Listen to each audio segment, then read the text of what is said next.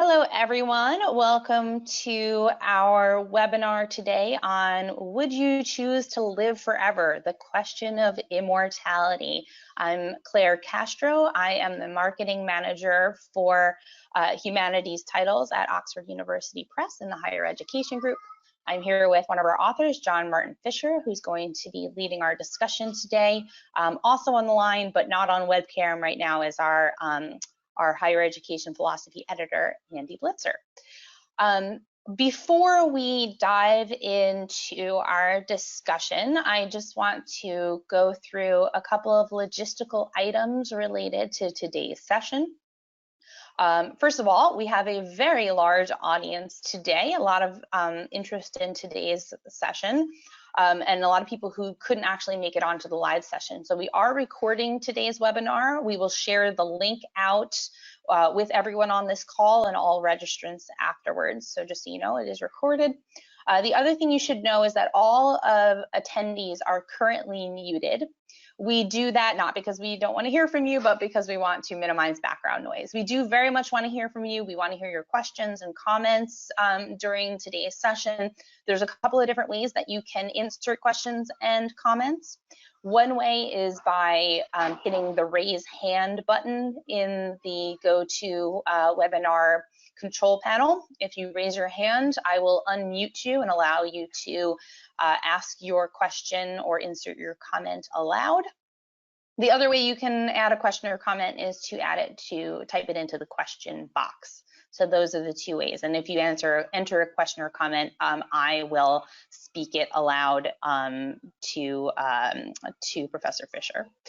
And we do have a lot of people on today's call, so I apologize in advance if we do not get to all questions, but I will share them all with John so that he can see them and maybe we can address some of them offline.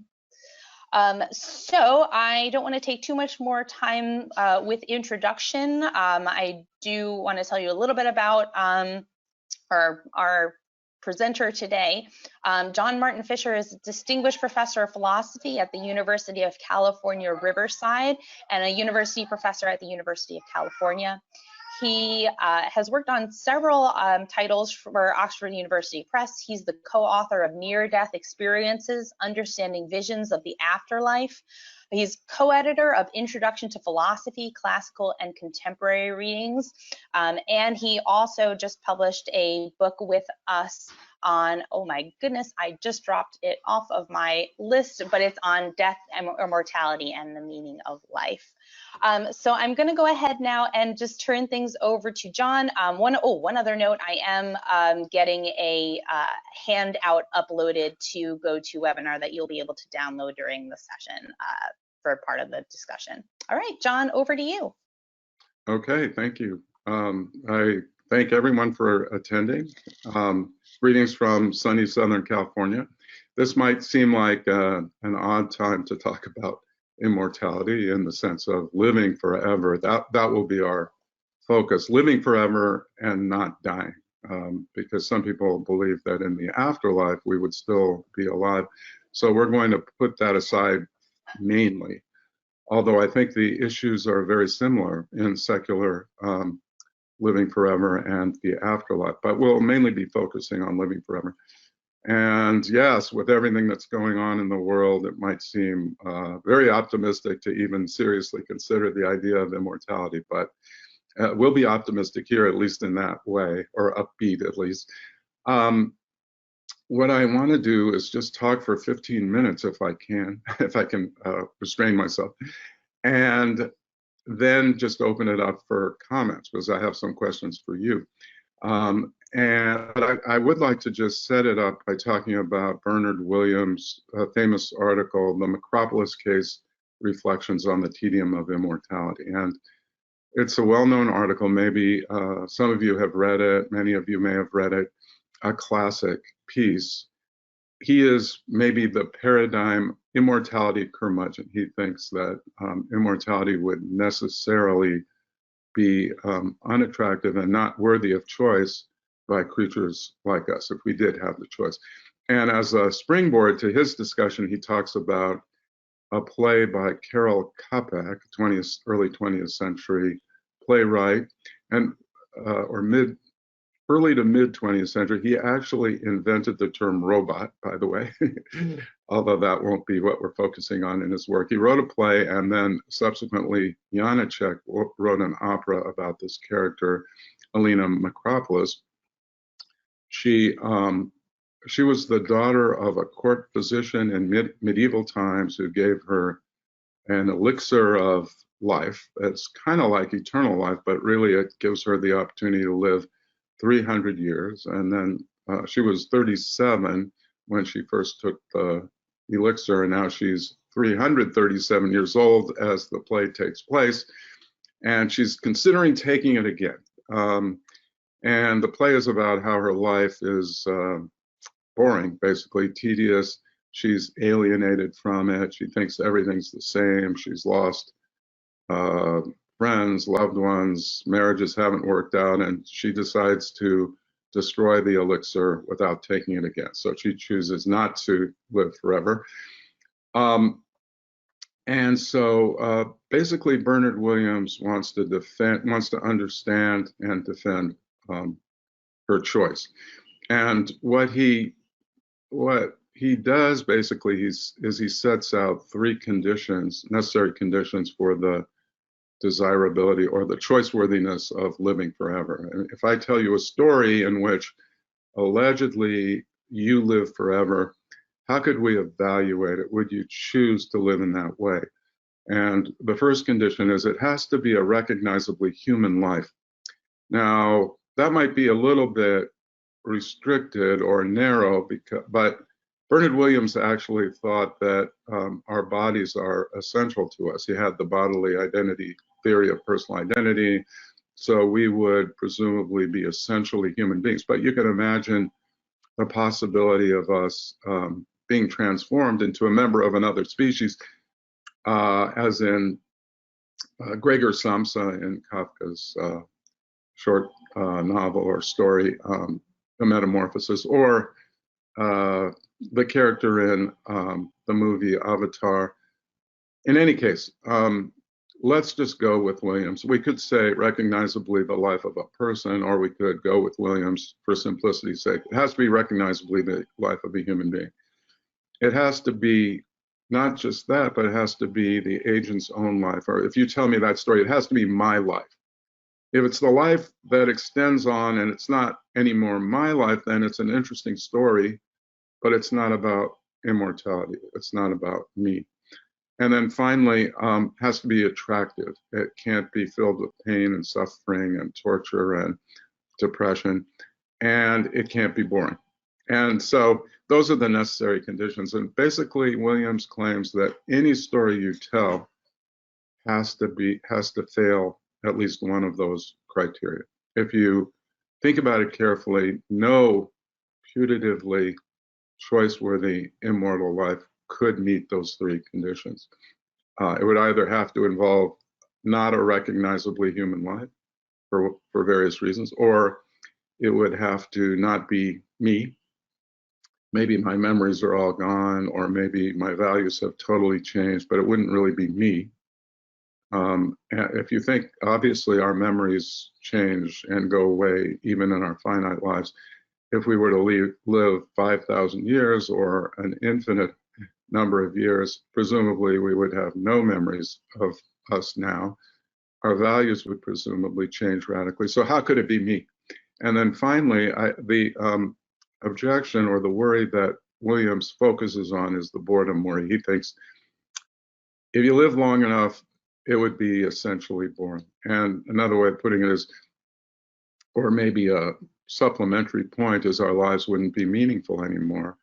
And what he thinks gives meaning to our lives is certain kinds of projects, certain kinds of projects that correspond to what he calls categorical preferences, that propel us to further life. And he thinks all of those projects would inevitably go away. They would not be sustainable if we were to live long enough. And so we'd be alienated, and we'd be like Alina Macropolis, and our lives would be boring, and it wouldn't be worth choosing such a life. Okay, So a couple notes, and then I want to ask you whether you agree or disagree. The chapter of my book, Death, Immortality, and the Meaning of Life. I have 3 chapters on immortality, and I go through some of the arguments more carefully and thoroughly than we can do today. But I want to focus mainly on the boredom argument because it is such an interesting argument. Um, but we can talk about any of the things that come up that in your mind, questions. On the handout, at the end, I talk about a few other arguments against the choice-worthiness of immortality. And one argument that's been recently highlighted by Samuel Scheffler in his interesting book that I think is also published by Oxford called Death and the Afterlife.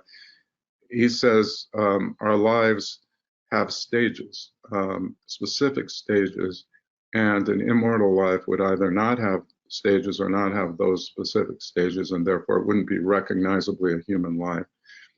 Another argument people have made is that our lives are stories or correspond to stories. Strictly, our lives are narratives or correspond to narratives. A narrative truly describes our lives. And narratives have to have beginnings, middles, and endings.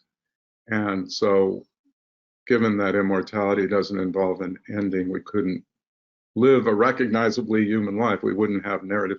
So those are some interesting arguments, and we can talk about them. But the main thing I want to look at is the worry about immortality being tedious or boring. And by the way, I'm kind of going quickly over the handout. But one thing before I end my little summary and open it up to you, I'm not an immortality curmudgeon, by the way, unlike Bernard Williams. And it turns out most contemporary philosophers, at least the really smart ones, unlike me, are immortality curmudgeons. People like Samuel Scheffler and Shelley Kagan and a whole bunch of other people who follow them, Shana Schifrin, Nico Kolodny. It's almost a reflex, if I may put it that way, in contemporary philosophy to agree with Williams and say, we wouldn't want to be immortal. And there is a great history in philosophy of curmudgeonliness about living forever. It probably goes back to Socrates, who thought, well, death wasn't such a bad thing. As a matter of fact, he'll be ushered into the world of the forms, the Platonic heaven, so it's not a bad thing, but he was condemned to death.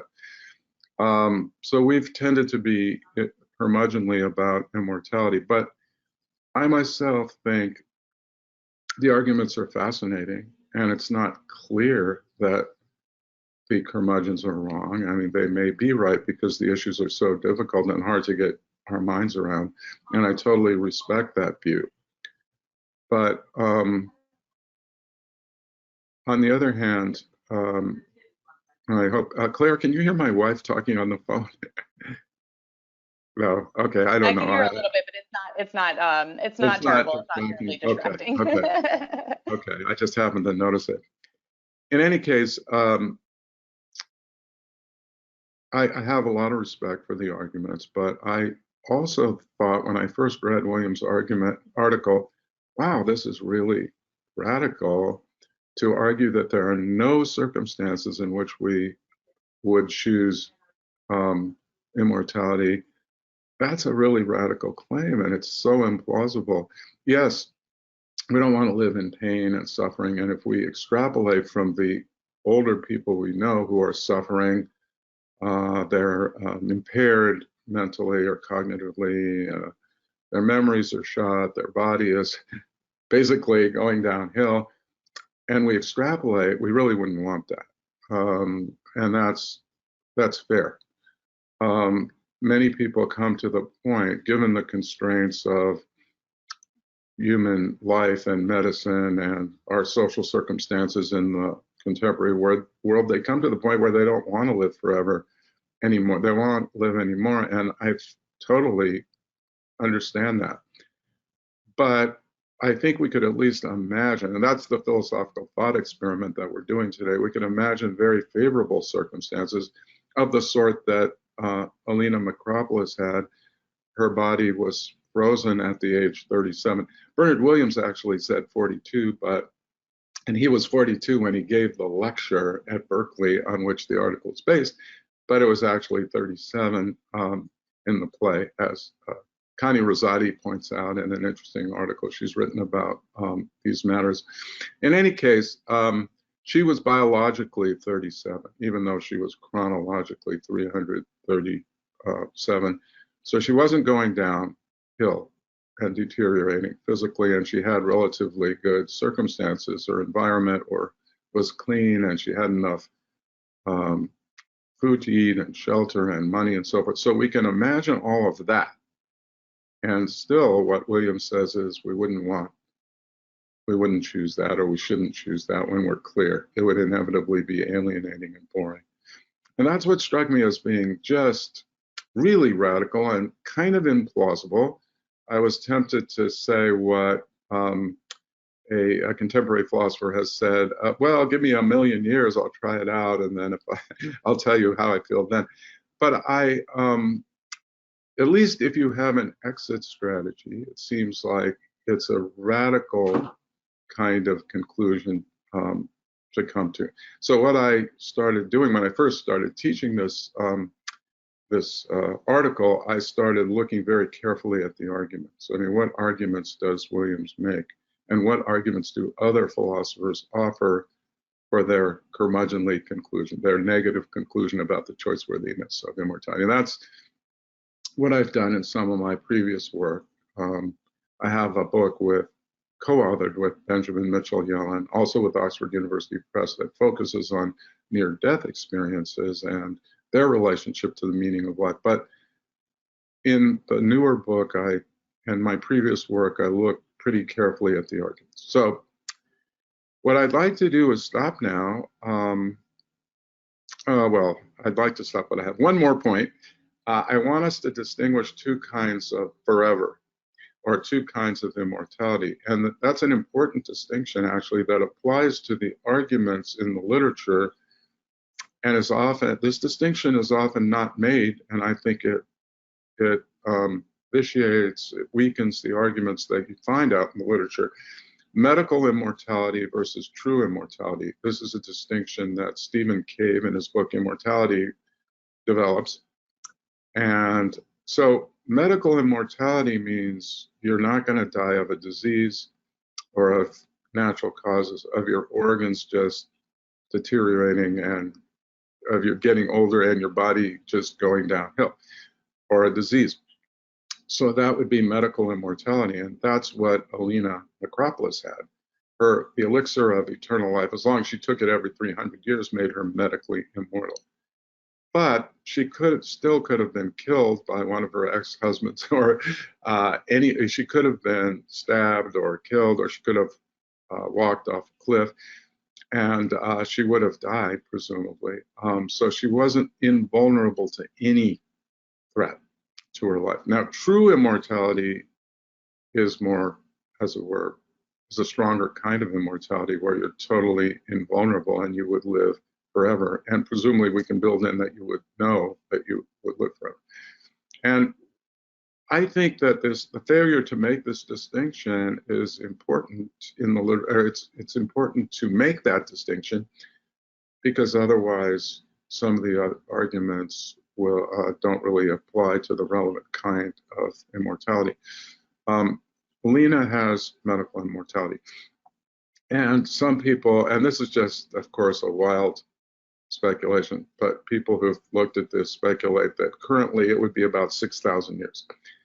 6,000 years before you would be stabbed by someone or run over by a semi-truck or walk off a cliff or whatever it is, not to focus on the worst possible thing. But what it would mean is we couldn't be killed by a virus or by cancer. We would have solved those problems. That's medical immortality.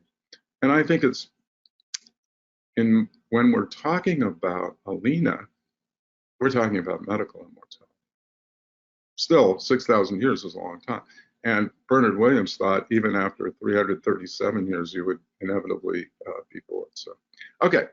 So my question is, if you could either talk about medical immortality or true mortality, true immortality, that's fine.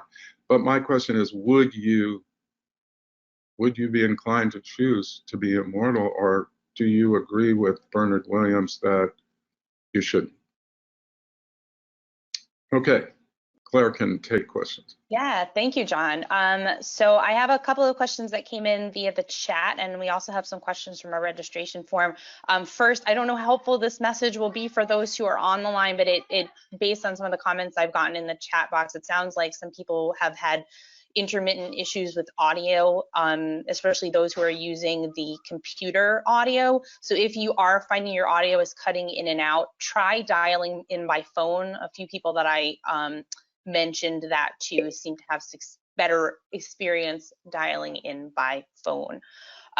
Okay, so let me pose some of the questions that came in here today. Lamine Faye asks, even if we could, do we have the right to live forever? Doesn't Kant's imperative contradict eternal life? I'm not sure why Kant's imperative would be pertinent, although I'm sure if you helped me to think about or I thought about for a while, maybe I'd see that. But I think it is an interesting question because of environmental and population concerns. If we were to live forever, does that mean let's say I could choose to live forever, would I be the only one who lived forever? That would be problematic for many reasons, because then I would be lonely, basically. And it is plausible. I'd lose my friends. I'd lose my spouse. I'd lose my loved ones. And maybe it's more plausible than that living forever would not be trustworthy. What if a small group of us could be immortal? That introduces a radical inequality, where we would be getting all the resources and all the benefits and no one else would be. And so that's questionable for social inequality reasons. But what if we're all immortal? Then that puts a lot of pressure on resources, and it does seem questionable. I mean, then further generations might not have the opportunities that we do. Further, would we be allowed to have children? Would our children be allowed to have children? Would it be an attractive life if we couldn't? Some of the immortality optimists, Aubrey de Grey is a good example, does think that we would not be allowed to have children. So you're right. Immortality raises these environmental and ethical questions that Bernard Williams doesn't discuss. Of course, he published this, 50 years ago, when some of these issues weren't quite so pressing, although I know Earth Day was begun about then. Okay, so I think that is a good question. Would we have the right to use the resources, and could a small group hoard those resources? So those are all interesting questions. Thank you, John. I also see we have a few hands raised. I'm going to go through some of the chatted questions, and then I'll address you folks who have your hand raised. So I have here a question from Michael McGowan. Could you summarize what you argue about the meaning of life and relate it to arguments about nihilism and meaninglessness? Okay, that's a hard question, of course. First of all, I think a lot of arguments for the meaninglessness or for nihilism about meaning in life are based on inappropriately taking a very abstract or distant, or what I call zoom out perspective. A lot of philosophers say from the point of view of the universe, if you abstract out, we're just mere specks, and you can see that our lives are meaningless. They're repetitive. They're just like animals. I mean, if you look at it abstractly enough, from a great enough distance, as it were, philosophical distance, our lives are just like Sisyphus's or animals whose lives are very cyclical and meaningless. Okay, so I think that's problematic because there's no reason to take that perspective, or it's not clear why that perspective should be the one from which we evaluate our lives. We live from a rooted, particular perspective, and from our perspective, we care a lot about our projects. So I do think, Thomas Nagel argues that there's an inevitable conflict between taking a more objective, as he calls it, perspective and a more subjective one. And he argues that does lead to a kind of absurdity we have. But I think the capacity to step back from our life helps it to give us meaningful lives, or helps us to give meaning, but the capacity to live from a more rooted perspective helps as well to give meaning and to refute the nihilistic arguments. What about the meaningfulness of life? I kind of agree with Susan Wolf and other philosophers in thinking we should move away from thinking of the meaning of life, because that presupposes that there's a meaning, let's say, of human life in general, and that there's some purpose to it. And I don't think that's the most productive way of thinking of it. I think of what factors give more meaningfulness to our lives, or add meaning to our lives. And I think that there I also agree with Susan Wolf that meaning takes place at the intersection between my passions and what I can see from a more objective perspective is worthwhile. So I have to care, I have to be passionate, and it has to be for something that's objectively worthwhile. If I were passionate about counting the blades of grass in my lawn, or counting the books in my office, and I do that every day, but I'm excited about it, it's not clear that that's a very meaningful life. Maybe it's somewhat, but and if I do something that's very, very objectively meaningful, but I have no passion for it, that's only a minimally meaningful life. So it has to take place at the intersection. What specific things give meaning to life? Well, I would be a bit presumptuous to say. People talk about making a mark, having social relationships, working together as teams, loving others, connecting with something bigger than yourself. And I think I just want to go out on a limb and say, and I haven't really written this anywhere, but I'll go on a limb, and I think the best way to understand meaningfulness in life is making connections. We want to make connections with reality. We don't want to be deceived or live in our own little world. We want to make connections with reason, so we want to be free and morally responsible. And we want to make connections with others, with something bigger than ourselves. So I think meaningfulness is a matter of making connections, but that's kind of a vague thing. Okay, well, thanks for the question. No, that's great. I have another question here. It kind of goes off on your connection theme here. So this is from Bradley Rettler. He says, "Hi, John. I've been thinking a lot about this since the series finale of The Good Place. I can see completing all projects that I find interesting, but I can't imagine ever considering my relationships with other people as completed. There'd always be something new to learn. What do you think about that?" I agree, and hi, Brad. I totally agree, and I don't even think that we would necessarily run out of projects that we find interesting. If you think of, I would think of two kinds of projects. One are, you could say, are pleasure-oriented or pleasurable experiences oriented. Pleasure might even be too narrow, but things like meditation, enjoyment of beautiful music, enjoyment of wonderful food, prayer, even pleasures that we share with the mere brutes like sex. I'm not sure that those pleasures would ever run out. I mean, I think Bernard Williams might have been too bleak about that. But there are also pleasures or projects like seeking understanding of physics or the basic fundamental laws of nature, or the way the universe came into being, or seeking to understand biology or economics, and not only to understand but participate in ways of improving and ameliorating human life. Because even if we were immortal, it wouldn't follow that we wouldn't suffer or that there wouldn't be inequality. So I'm not sure those projects would run out. But you're right. Human relationships are so complicated. They're difficult to get right.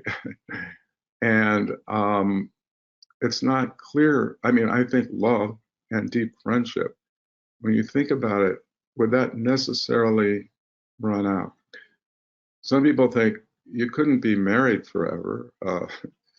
Um, you know, when you take the marriage oath, uh, you say till death do you part, but here there would be no death, so I don't know if it would count anymore.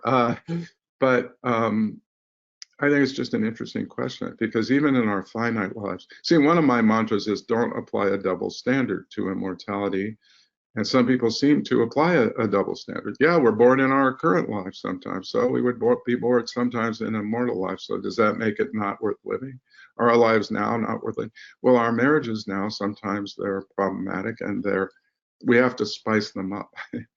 And now, could you spice them up forever? Interesting question.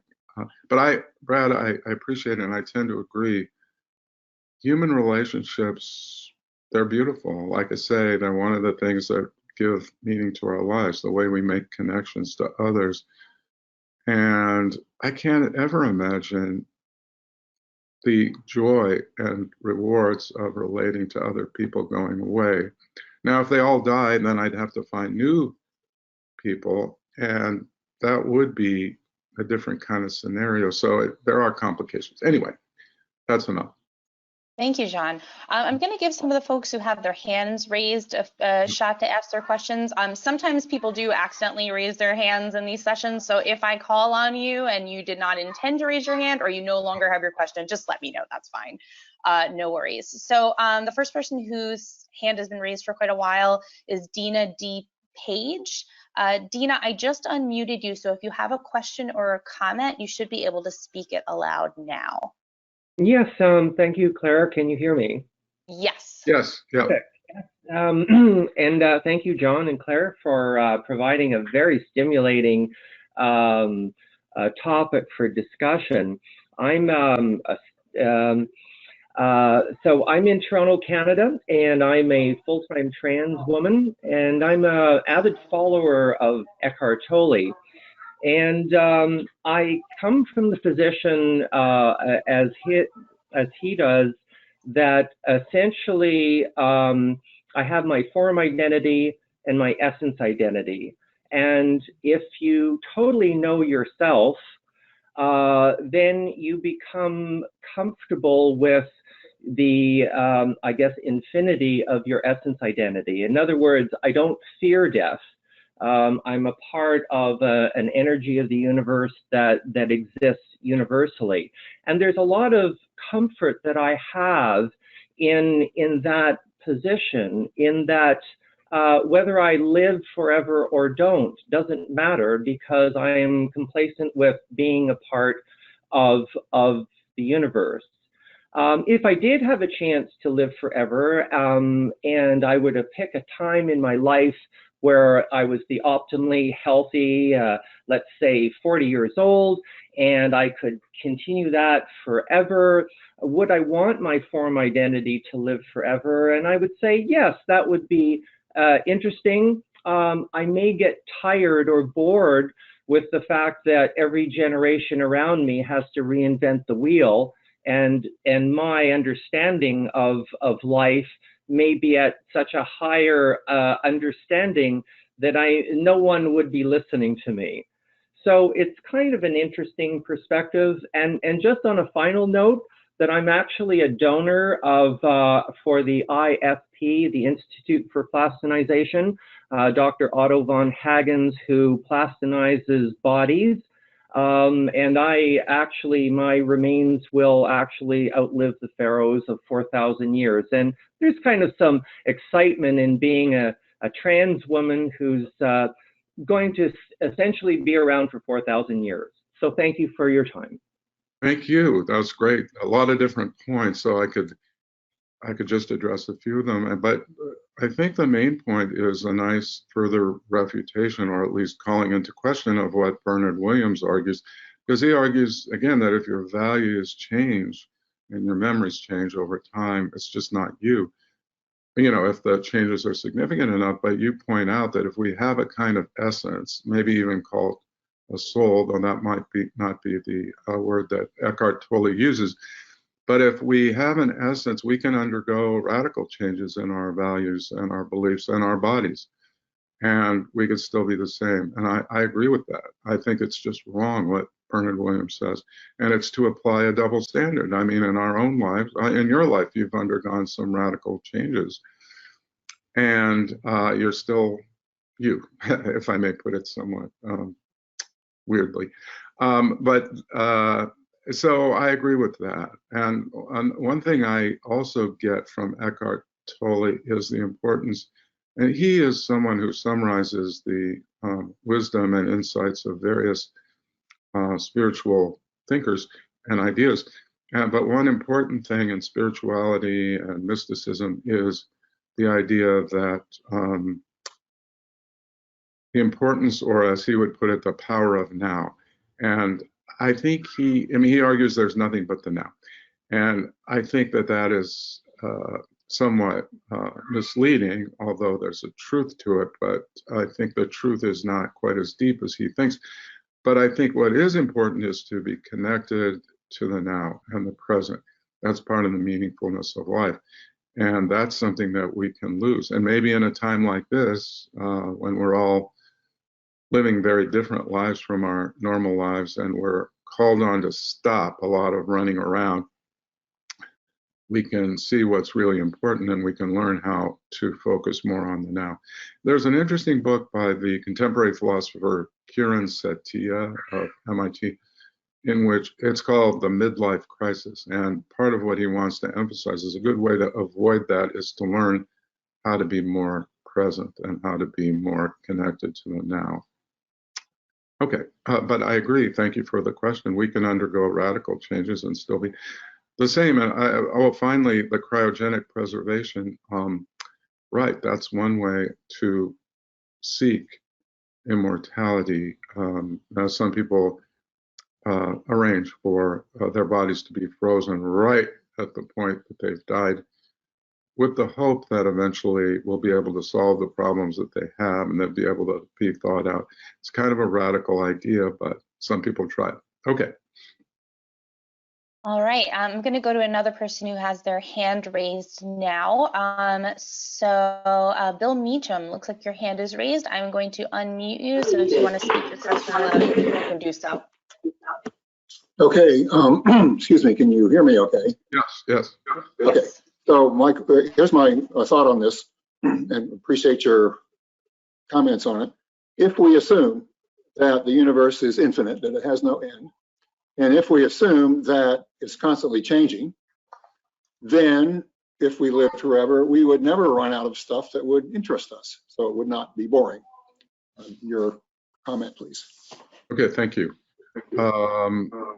Let's say, practically speaking, you're right that the universe is infinite. Of course, there's going to be a heat death according to physics, but it's going to be a long time in the future. And I think, I don't know if you hear my cat, he wants out. Anyway, he'll just have to wait. What I would say is, I think from the fact that there are infinitely many changes and infinitely many features of the universe doesn't follow that we would still be interested in them. There's something called TMI, too much information, and there might be an overload of factors, or in the end, we might just think, okay, I've lived for 1 million years, or I've lived for 10 million years. I've looked at all the complexity that I care to look at, and in the end, I always come to a similar conclusion, or I'm just tired of it. So I don't think it follows from the fact that the universe is infinite that we would be infinitely interested in it. But I do agree that I think we could conceivably continue to refresh our screens, as it were, to continue to find things that are interesting. I just happen to agree with the curmudgeons that it's not a straightforward inference from infinity in the world to infinite engagement by human beings. Okay. Okay, and I'm sorry if somebody is doing lawn work right outside my window, so apologies for the background noise. Life goes on. Yes, absolutely. Maybe not. Oh gosh. I have so many great questions here. I'm going to paraphrase this one a little bit, I think. Okay, so Noah Ben David says, there's a notion that I've heard that suggests that immortality is not meant for humans, that it's meant for the immortal, the non-human.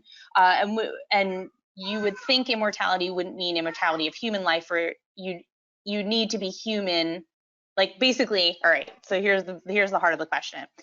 Would being an immortal human be contradictory? Like, you need No. mortality to be human. No, that's the simple answer. I mean, I don't think it would be logically contradictory or metaphysically impossible. Now, curmudgeons like Bernard Williams and Shelley Kagan and all the, as I say, the smart, cool kids in contemporary philosophy, they all think it would not be desirable or choice-worthy. They don't think it's a contradiction. Why not think that we could extend our lives at least to be medically immortal? We would still be human beings, just we would live much longer than we currently live. So I don't know why you would say that immortality is not meant for us. You know, at the turn of the 20th century, average lifespan in Western societies was about 40 years, or in industrialized societies, 40 years. At the turn of the 21st century, it was about almost 80. And so at the turn of the 20th, you might say, human beings aren't meant to live much more than 40 years, but clearly we do now. And now you might say we're not meant to live 6,000 years, but how do we know that? So I guess I would answer, no, it's not a contradiction in terms. We can dream, and we can take a more expansive, more imaginative perspective. We can read science fiction, for example, and we can understand it. It's not incomprehensible. It's kind of implausible. And again, given that things happen, like new viruses and new diseases come up, and the environment is threatened, I'm a realist in the sense that I don't think it's likely that we're going to be able to achieve immortality, but I think it's possible, intellectually possible. Okay. All right, thank you. So let's see. Another question here. This one is from Timothy Jaeger. Will immortality lead to slothful behavior if there is no sense of urgency to accomplish projects or to live well in most cases? Will it lead to what kind of behavior? Slothful, yes. Yeah, no, that's a great question. Again, it's one of the reasons people sometimes think immortality would not be worthy of choice. You see it in, I mean, some people think death gives meaning to life. So Heidegger arguably believed that, although it's difficult to interpret him. Sometimes people talk about the fraughtness of life. Life is fraught. I know that I only have limited amount of time, and I only have, therefore, limited opportunities to find someone I love, to find a project that I have passion about. And if I had forever, then there would be no urgency to it. I don't agree with that, because I don't think death is the only thing that gives fraughtness to life. I mean, I know that I could fail, and in finding someone I love, for instance, I could really want to be with someone and I could fail. I have experience with that in my life, and most philosophers probably do. Or I could try to paint a beautiful painting or write a great novel or solve the problem of free will and determinism, and fail. And just because I have more and more time doesn't follow that I'll be able to succeed. And so I still think, but failure can be frustrating and depressing, and frustration, pain, loneliness, depression, those are reasons to be active and get off the couch and not just be slothful. Death is not the only reason we shouldn't be couch potatoes. And I think you could think of what I call the logic of pain, the biological logic of pain. Think about falling and spraining your ankle or whatever would be really painful. Someone could say, you're in pain now, you've sprained your ankle, but just realize you have forever, and eventually it will go away, so there's no reason to do anything about it. That would be totally crazy, because pain is in the moment.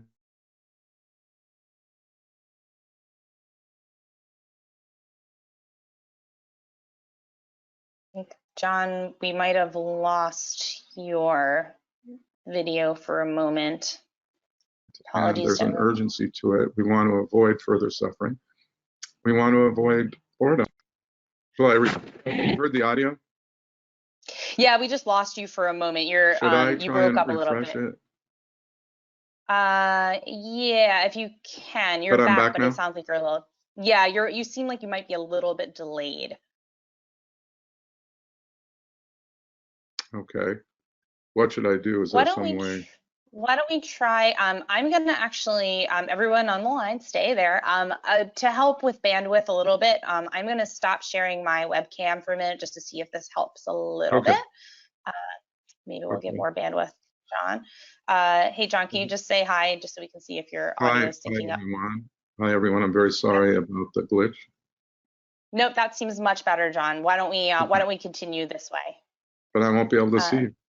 Okay. Still All here. right. I'll have to live with that. So basically what I was saying is death is not the only thing that makes our lives fraught. We want to avoid depression and loneliness and boredom or long-term boredom. Some boredom is good because it gives us the opportunity to recharge our batteries. An idle mind, they say, is the devil's workshop, but a little bit of idleness is a good thing. But we do want to avoid too much idleness. We want to avoid loneliness. We want to avoid pain. So I think our lives would still be fraught and we would still have energy. And if we're just thinking about medical immortality, we know that we could be run over by a semi-truck, or I wouldn't want to focus on that, but or we could be killed, murdered. So we will still want to be careful about those things. Okay. All right. Let me ask you. Okay, so I have another question here. You definitely discussed the first part of this, but I'm going to ask the whole thing. So, does immortality diminish the meaning of time? Oh, yeah, here we go. You did not address this, I don't think. Does immortality diminish the meaning of time? I.e., does the concept of time become meaningless? No, I mean, again, like I say, think about pain. I sprained my ankle. Just because I'm immortal doesn't mean I can't fall and sprain my ankle. Some sprains are very painful. It doesn't, during that time, I wanted to get better, and I'm deeply aware of time there, and I want to make it go away quickly. And any project I have, finding someone I love, helping to alleviate economic inequality, social injustice, racism, finding ways to alleviate depression and anxiety. Those are things that I'll want to pursue, and I won't want too much time to pass, because if I just sit on the couch and I'm oblivious to time, then that will lead to a greater suffering of me or other people. So I don't think time loses its significance. Interestingly, Heidegger said something like this, that boredom is the awareness of the passage of time. So even if you were bored, you would be aware of the passage of time. Okay. Thank you. All right. I know we're coming down to the final 10 minutes. I want to get to some of the folks who have been patiently waiting with their hands raised. Let's see. Carl Latteroot, I'm going to unmute you. Your hand looks to be raised. So Carl, if you have a question, you should be able to speak it aloud now. Hi, Claire. Hi, John. Hi. And well done, Claire. You actually got my last name right, so congratulations. All right. A bit of an open-ended question for you, John. I've read some of your work. I look forward to reading the new book. And I teach a course on the meaning of life in the summer. I'm doing that for the 5th time this year. And so we talk about immortality and death and these sorts of questions. One thing I haven't seen yet in the literature, so maybe I'm just not aware of it, is really any kind of extended discussion about the exact sorts of conditions under which we would continue to exist. So like, you've definitely touched on them here, and I know you do talk about them in your work, but in particular, I'm curious about just questions of memory, and you've talked about that a little bit today. Because whenever I hear the discussion about immortality, my first thought was always, okay, am I going to have the same kind of memory capabilities I do right now? You know, I'm only in my 30s, but there's all sorts of stuff I forget. And so even if I've had an experience 10 years ago or 20 years ago, I might have that experience and it's basically new to me. So if I live for 10 million years or something, even if we're at the Persian end of inquiry, you know, we've discovered everything there is to discover, as an individual, it's not like I'm going to remember everything over that amount of time. And there's always questions about the environment as well. You know, are we colonizing space? You know, what sorts of situations are we going to find ourselves in? So I'm just curious what your views are about how our capability to remember and what that's like, how that's going to impact answers to this question. You know, should we strive to be immortal, or would it be desirable, or could it be desirable to be immortal? So I guess I'll leave it at that. Thanks. Great, thank you for the question. Yes, there is some discussion of the memory issue, and I agree with you. Even in our finite lives, we forget. I don't remember anything about my life at 3 years old. I've seen pictures. I was a little boy in Cleveland, Ohio, and I was all bundled up in the snow. I take it that was me, but I have no memory of it. And I think it would be unfair, again, to apply a double standard to immortality. So I think you can, as long as the memories are linked, contiguous times are linked in the right way. It's like a chain, or like Wittgenstein talked about a rope, where there's no one strand, but the strands are connected in a certain way, and they're put together to make a rope. And that's the way memory works to connect us on a, roughly speaking, Lockean theory of personal identity. So I agree, you can lose your memories, and it would still be you, because I think that's the worry. If the memories go away, it wouldn't be you. But then you could still be excited about projects. Someone who addresses this is Shelley Kagan, when he talks about Methuselah, and of course, to some degree, Bernard Williams. But I think also Christopher Belshaw defends the idea that the constraints on our memory would help to resolve the problems about boredom. Let me just leave it at that. Great, thanks for the tips. Thank you. I was muted. Okay, I'm going to try to get in one more question here, and I apologize because there is a huge queue of questions which I will be sharing with you afterwards, John. So I have a question. Let me just say that's a context in which it would be nice to have more time. Yes, absolutely. Okay, so let's see. Jenna Yuzwa has a question that connects a little bit to our first question about our right to live forever. So, Jenna says, "Thank you for the very interesting talk, John. I'd like to hear your thoughts on how the extent of our moral responsibility increases if immortality is a possibility. Do we have the capacity to take on such responsibility?" Interesting question. I have to think about more. Yes, I've written some on moral responsibility and free will, and I've written some on death and immortality, but I haven't really connected them in my thoughts, and I thank you. It'll help me in the future. I think one thing is, my view is that moral responsibility wouldn't go away, that's for sure. It's like pain. Pain wouldn't go away. We would still want to avoid pain or make it go away as fast as we could. We would still care about interpersonal relationships deeply. And maybe there's even more at stake. We would hate to be lonely forever.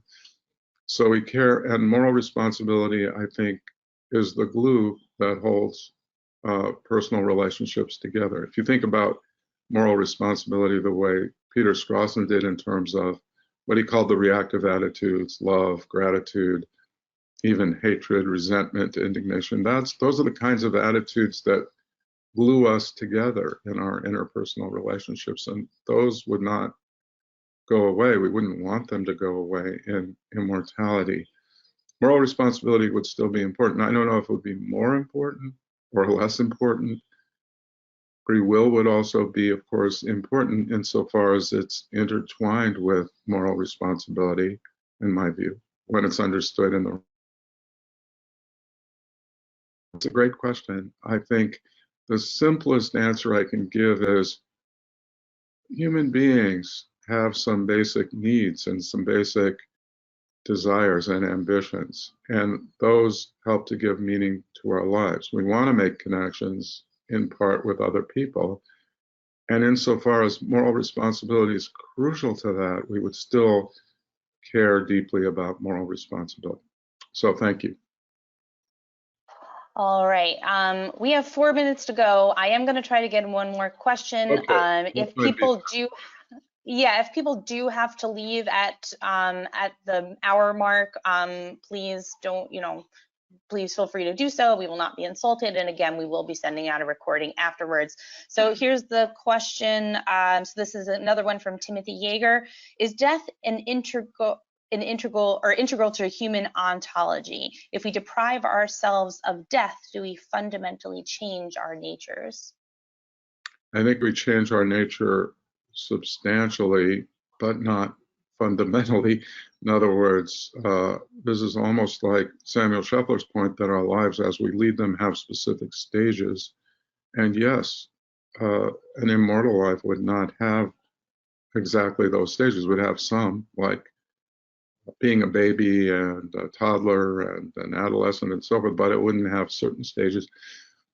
So it'd be different, but not so different that it wouldn't be us. That's my view. And when you think about all the arguments, or many of the arguments against immortality, they're truly and accurately highlighting the fact that immortality would be different. But my question is, would it be so different that would not be recognizably human life? And that's where I kind of get off the bus. All right, wonderful. And that was such a succinct answer. You might be able to get in another question. I'm trying to find ones that we might not have addressed yet, because this is the issue with having such a long queue of questions. Sometimes questions get answered before we even get to them.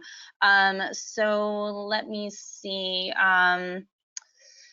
This is from